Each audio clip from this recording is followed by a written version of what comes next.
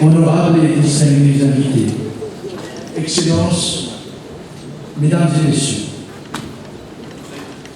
permettez-moi, en ma qualité de doyen du corps diplomatique, de vous présenter ainsi qu'au peuple malagasy les vœux les meilleurs pour l'année 2016.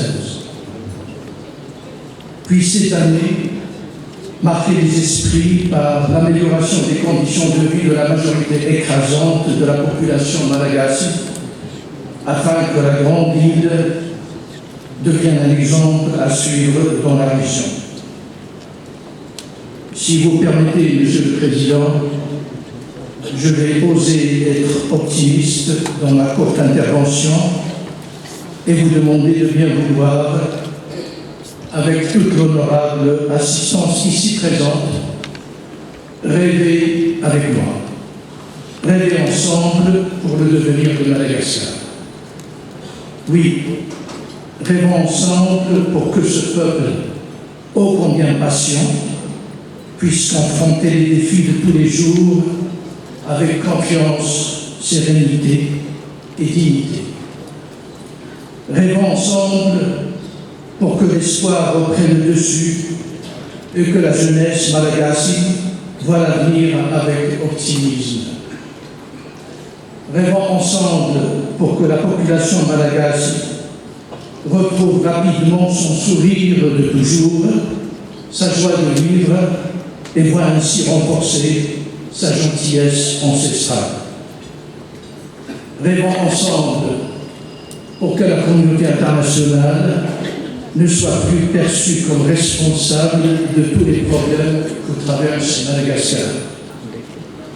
Rêvons ensemble pour qu'un jour, les Malagasy n'aient plus besoin de l'assistance de cette même communauté internationale et que les futures négociations entre cette communauté et la grande île se fassent dans la dignité et le respect de l'indépendance et de la souveraineté. Rêvons ensemble pour que les termes assistance internationale, appui au budget, pourvoyeur de fonds, etc., ne fassent plus partie du vocabulaire des dirigeants de ce pays. Rêvons ensemble pour que la population de Tana, ainsi que les vassals de passage, retrouvent ou découvrent une capitale sécurisée, propre, ordonnée, bien éclairée et accueillante.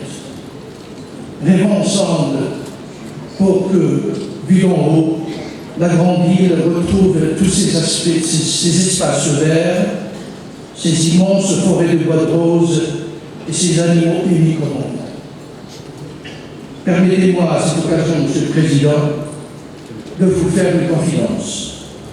Depuis mon arrivée dans ce beau pays qui est le vôtre, je ne cesse de lire et d'entendre répéter les mots communauté internationale, bailleurs de fonds, fonds européens de développement, etc., à toutes les occasions, qu'elles soient bonnes ou mauvaises. Mon étonnement était et demeure aussi grand que je viens d'un pays, le Royaume du Maroc, où ces mots sont très rarement prononcés, et ce, pour une raison très simple. Le Maroc, sous l'impulsion de son souverain, Sa Majesté le roi Mohamed VI, entreprend toutes les démarches et encourage toutes les initiatives pour que le royaume soit libre de ses mouvements, libre de choisir ses amis et ses alliés, et surtout libre de défendre son indépendance et sa souveraineté comme il l'entend. Le Maroc compte tout d'abord sur ses propres forces et sur son potentiel avant de compter sur l'aide et l'assistance des autres. Certes, il prépare l'environnement adéquat et fait appel à des moyens ingénieux pour que les très nombreux investisseurs étrangers soient encouragés à venir investir au royaume.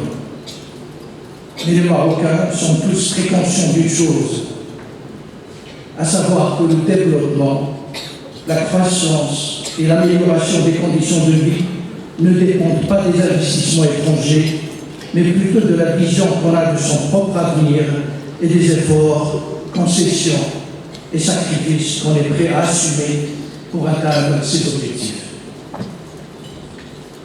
Rêvons ensemble, Monsieur le Président, pour que la population malgache soit davantage fière de ce pays, de ses dirigeants, de ses réalisations et de sa vision d'un avenir meilleur.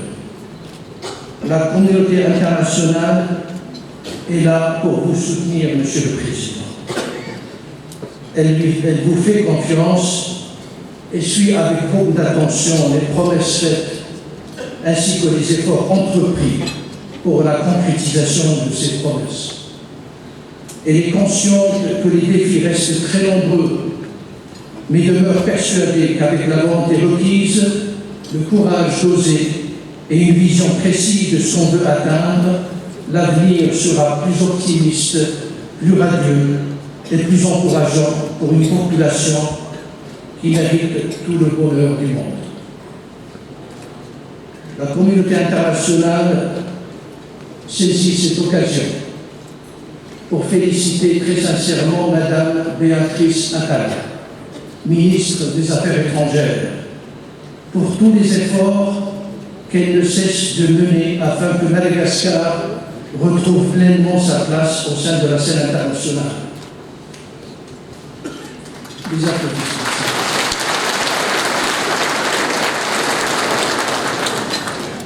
Ses responsabilités sont grandes, mais sa volonté, son expérience et son savoir-faire sont là pour atteindre les objectifs les plus ardus.